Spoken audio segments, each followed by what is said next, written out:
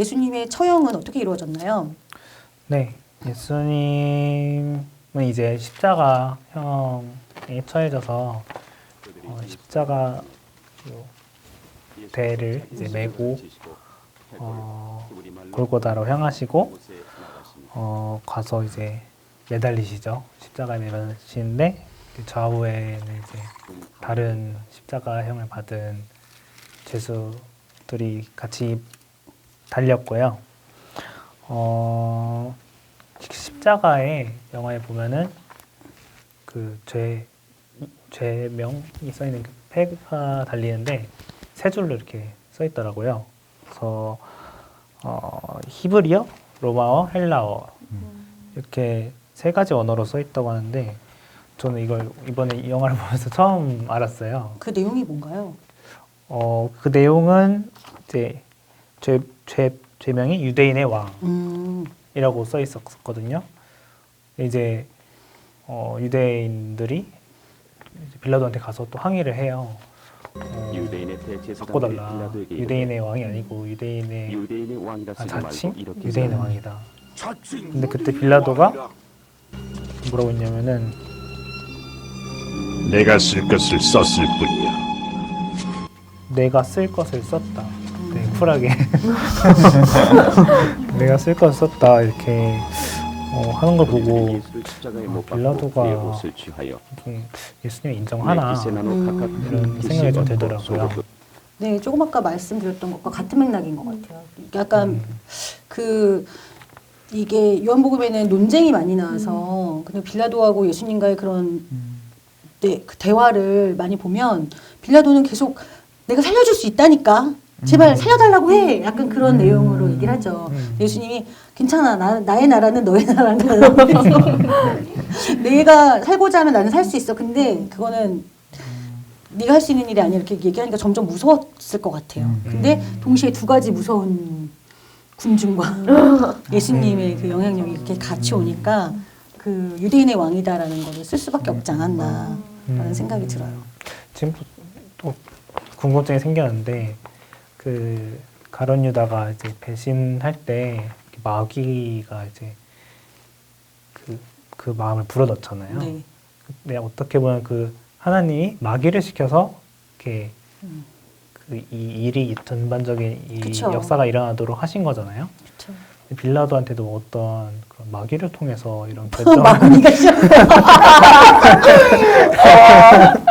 그런 결정을 그것까지는 내리게 생각을 했나. 못했지만 그건 있는 것 같아요. 우리가 하나님을 믿는다고 해서 이 땅에 악이 없어지는 건 아닌 것 같아요. 이 땅의 악은 어떤 모양이든 어떤 방법이든 계속 생기고 그래서 그 예수님의 그 비유 중에 그런 밭의 비유 중에 주인이 밭에 좋은 씨를 뿌려놨는데 마귀가 가라지를 밤사이에 뿌렸다라는 말을 하잖아요. 그러니까 이제 종이 와서 저 가라지 지금 다 솎아낼까요? 하는데 그때 주인이 뭐라고 그러냐면 지금 솎아내다가 좋은 씨앗도 다 솎아낼 수 있다. 그러니까 추수 때 처리하자라고 얘기를 하시거든요.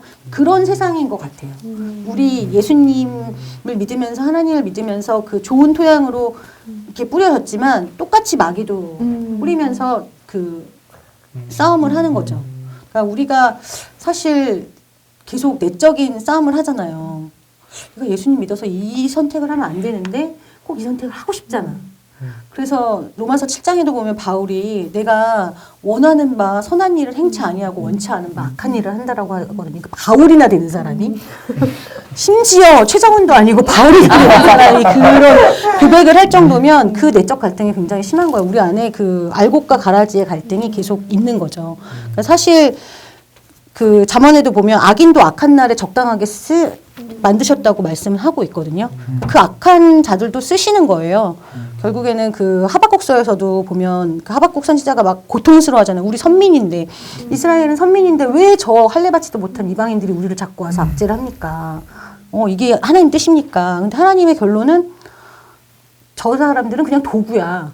너네를 깨끗하게 하기 위한 도구야.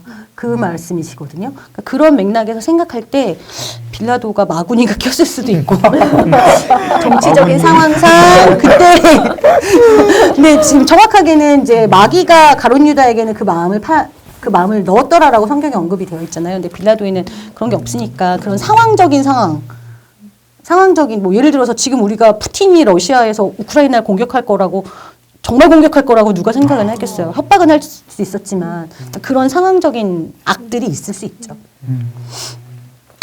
네. 그래서 예수님 이제 매달리시고 여러 가지 그 사건이라고 할까? 작은 그런 일들이 나오는데 일단 군병들이 이제 예수님의 옷을 가지고 누가 이걸 차지할 건지 주사위를 굴리면서 제비를 뽑더라고요. 이것을 찢지 말고 누가 그리고 얻나 제비 뽑자 하니 뭐 예수님이 돌아가시기 전에 내가 목마르다. 라고 말씀하시니까 이제 군병이 거기 신포로주가 옷을 가득히 쳐 담긴 그릇이 있는데다. 그거 뭐라고 하죠? 사람들이 신포로주 해면. 해면 옷을 에다가 취해내어 이제 예수의 입에 포도주를 적셔서 신포도주를 적셔서 이렇게 그 예수님 마시게 한 예수께서 신포도주를 바로 받으신 이제 후에 이르시되 곧 돌아가시는 장면까지 나오는데 이런 예수님 마지막에 이제 뭐 다 이루었도다라고 말씀하시는 돌아가는 게 이런 사건들이 다 이제 구약에 나왔던 하시고 예언들 머리를 숙이니 이런 것들을 영혼이 다 떠나가시니 이루시고 이제 돌아가시는 그런 장면입니다. 네, 그 예수님의 그 처형 장면이 요한복음에 굉장히 자세하게 나와 있는 것 같아요. 19장에 보면. 그래서 막 골고다로 십자가를 지고 가시고 구레네 사람 시몬한테 십자가를 지게 하시고 저는 되게 그 죄패에 세 가지 언어로 쓰였다는 거를 되게 눈여겨보게 됐어요. 우리 아까 그 헬라인들이 오면서 예수님이 이때다라고 하셨다고 그랬잖아요. 근데 이거를 이제 연장선상에서 생각을 하면 이 6월절이라는 명절이 출애굽기에서부터 시작된 명절이잖아요. 그 출애굽을 할 때 패스오버라고 해서 그 양을 죽여서 양을 잡은 피를 문설주에 바른 그 표시를 보고 넘어간다라는 뜻이잖아요. 그래서 유월절인 거거든요. 그래서 이집트의 애굽에 있는 모든 장자들은 죽었는데 그 이스라엘의 장자들이 죽지 않고 그 다음날 바로 그 유월절 고기를 먹고 바로 떠나잖아요. 그래서 그 유월절이 시작이 됐는데 그 유월절로부터 50일 지난 날이 오순절이에요. 또 이제 그 구약에서는 77절이라고도 해요. 77이 49니까 7주 후 오순절이라고도 하고 77절이라고 하는데 제가 알기로는 첫 보리가 수확되는 날인가 그러니까 첫 열매, 첫 수확이 있었던 그런 날을 기념하는 날인데 공교롭게도 그 6월절에 예수님이 그 죽임 당하시고 부활하시고 그 50일 후에 성령님이 오시거든요. 근데 이 6월절이든 오순절이든 굉장히 큰 행사예요. 굉장히 큰 행사기 때문에 흩어져 있는 유대인들, 디아스포라들이 다 모여서 예루살렘에 와서 예배를 드려야 되는데 이 6월절에는 어떤 일이 있었냐면 헬라인이 와서 예수님이 누구냐라고 묻기 시작을 했어요. 그리고 죄패에는 헬라어와 로마어와 히브리어로 유대인의 왕이다라고 쓰였죠. 근데 오순절에는 무슨 일이 일어났냐면 그 예수님이 부활하신 후에 40일을 보이시거든요. 나타나세요. 매일 같이 있는 건 아니지만 막 여기저기 나타나세요. 여기저기 나타나셔서 그 믿고 있었던 자들을 다시 규합을 해서 그들이 보는 앞에서 승천을 하신단 말이에요. 40일 후에. 그러면서 이제 성령을 받아라. 어디 예루살렘 떠나지 말고 기다려라. 성령을 기다려라. 그래서 그 40일 후에 예수님이 승천하시고 열흘 동안 오순절까지 기도를 한단 말이에요. 마가다락방에서 120문도가 같이 기도를 하는데 그 기도를 하고 성령이 임하니까 첫 번째 기적이 뭐였냐면 방언을 말하기 시작을 했어요. 그 방언을 말했다라는 걸 어떻게 알 수 있냐면 그때 예루살렘에 왔던 헬라파 유대인이나 뭐 로마파 유대인이나 그런 사람들이 왜 내 나라 말로 하는 말을 내가 듣고 있지? 저 사람들은 외국어 배운 적도 없고 저 사람들은 유대인이라서 히브리어를 해야 되는데 왜 내가 지금 그리스어로 말하는 걸 듣고 있지? 그러면서 복음이 전파되기 시작을 하는 거죠. 사도행전 1장 8절처럼 너희에게 성령이 임하시면 예루살렘과 유대와 사마리아와 땅끝까지 이르러 내 증인이 되리라라는 말씀이 이루어지게 되는 그런 뭔가 시기적인 움직임이 있었던 것이다.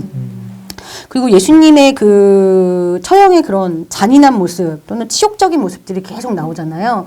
근데 이게 굉장히 중요한 게 그냥 예수님이 나를 위해 죽으셨어. 단번에. 이게 중요한 게 아니라 예수님이 그 고통을 다 당하셨던 인간으로서 당할 수 있는 모든 고통을 당하셨다라는 게 되게 중요해요. 그래서 그 고통들을 하나씩 하나씩 보시면 제가 히브리서 4장 15절 16절을 보면 우리에게 있는 대제사장은 우리의 연약함을 동정하지 못하실 이가 아니요 모든 일에 우리와 똑같이 시험을 받으신 이로되 죄는 없으시니라. 그러므로 우리는 긍휼하심을 받고 때를 따라 돕는 은혜를 얻기 위하여 은혜의 보좌 앞에 담대히 나갈 것이니라라는 말씀이 있는데 개역 한글 요 개역 개정 전의 버전에는 체휼하지 못하신 분이 아니라는 말씀으로 되어 있어요. 그러니까 예수님이 인간의 모든 고통을 직접 체험하셨다는 거예요. 그러니까 우리가 위로가 되죠. 하나님이 내가 지금 겪는 고통이 어떤 고통인지를 알고 계세요. 내가 아픈 거를 알고 계시고 마음이 아픈 것도 알고 계세요. 왜냐하면 군중들이 막 조롱하거든요. 네가 왕이라며 그럼 네가 구원해. 너 내려와 당장. 막 이러고 막 속옷 찢어갖고 막 제비 뽑고 얼마나 치욕스러워요 남자가. 벌거벗겨진 것도 치욕스러운데 벌거벗겨지고 다 나무에 달린 형도 치욕스러운데 그 시간을 겪으셨다. 그리고 나중에 사망을 확인하기 위해서 옆구리를 막 창으로 찌르고 피를 다 쏟잖아요. 피와 물을 다 쏟잖아요. 그런 모습을 보면서 정말 우리의 아픔을 다 아시는구나 라는 생각을 할 수가 있죠.